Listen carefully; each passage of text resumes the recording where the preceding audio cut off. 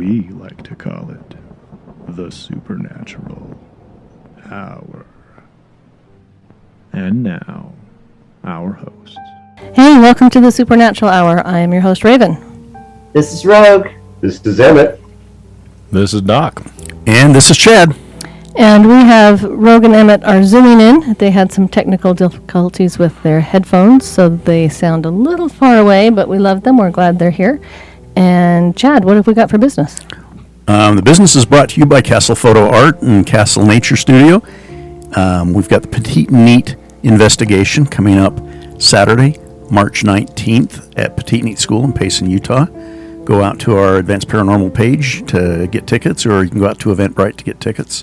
We're looking forward to this. This was a great investigation last time. We had a lot of people wanting to do it. We already sold quite a few tickets for it, so we're excited for another investigation at Petite Neat. So if you want to come to this one, if you missed last time, I'd suggest getting your tickets sooner than later because they are going pretty quick.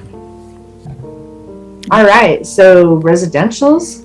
I hear we're finally headed somewhere outside of Utah County, and we're off to Tooele County. Yes, in Grantsville, and we haven't done this one yet. This one we are doing Saturday, actually.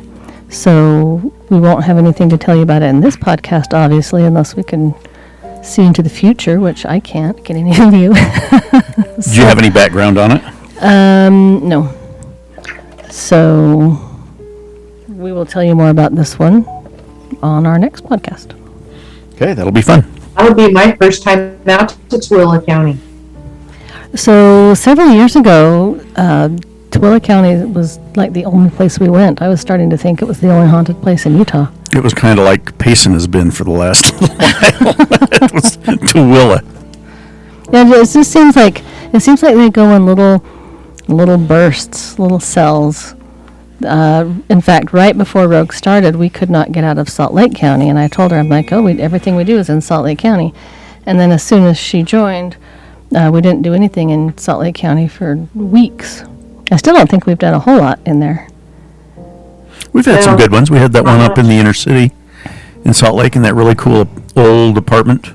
Yeah, we've had a few. We've had a few, but not like the numbers that we've had kind of spattering in Payson and the south end of Utah County here recently. South Utah County's gone crazy lately. Okay, so we will talk more about the Tooele County one next time. All right, well, before we move on to our new segment with Emmett, check out our shop at advancedparanormal.com.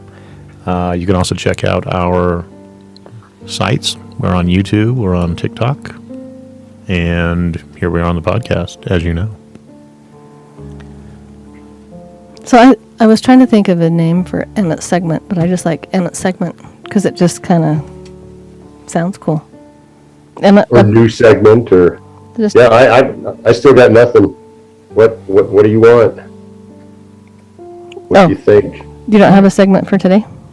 I have a segment. I thought you were thinking of a name. I'm sorry. No. I'm having a hard time hearing, so no, that's okay. I'm leaning close. Actually, yeah. I mean, I've been selling to video cameras lately, but this time it's something more generic, kind of a tech tip.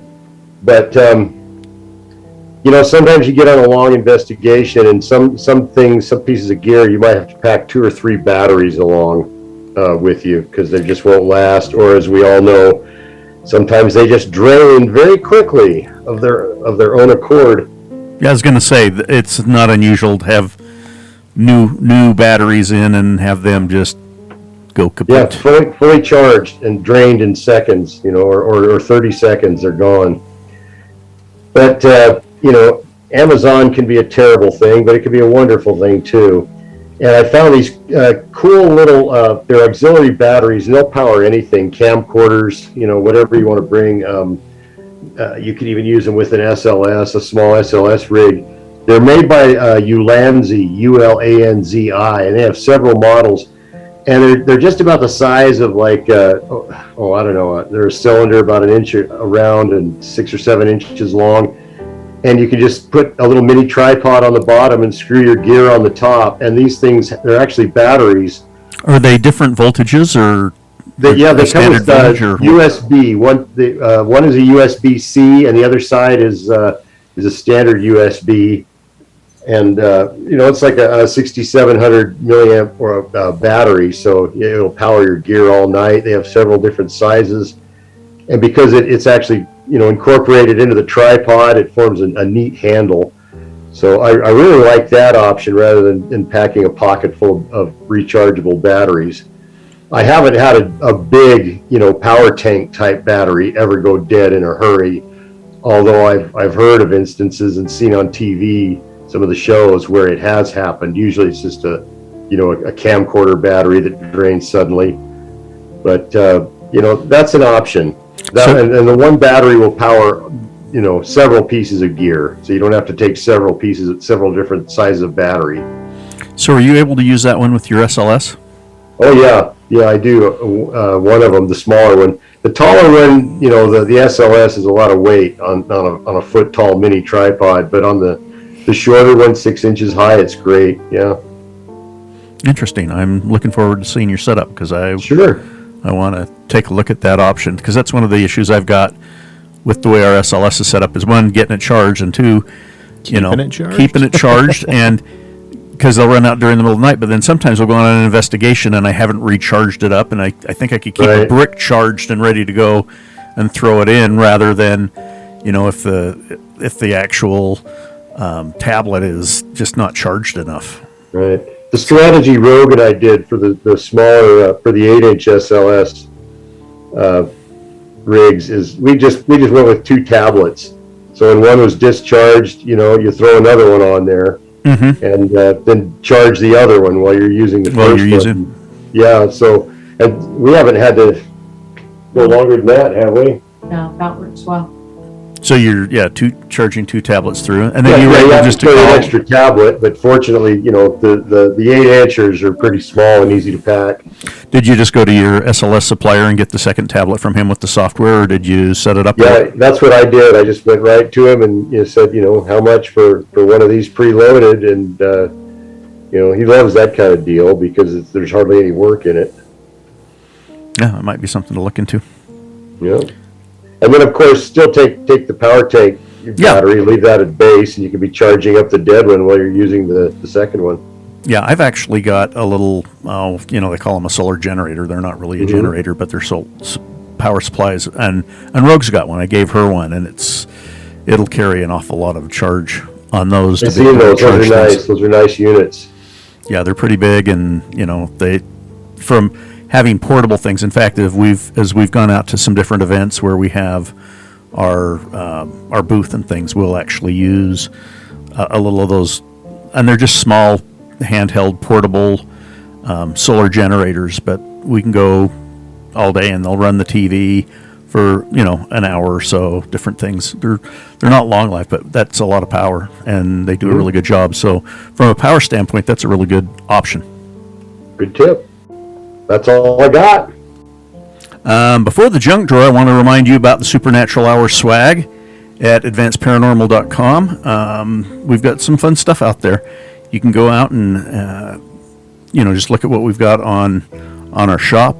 We've got lots of oils and salts and different things. Sage water, lavender sage water.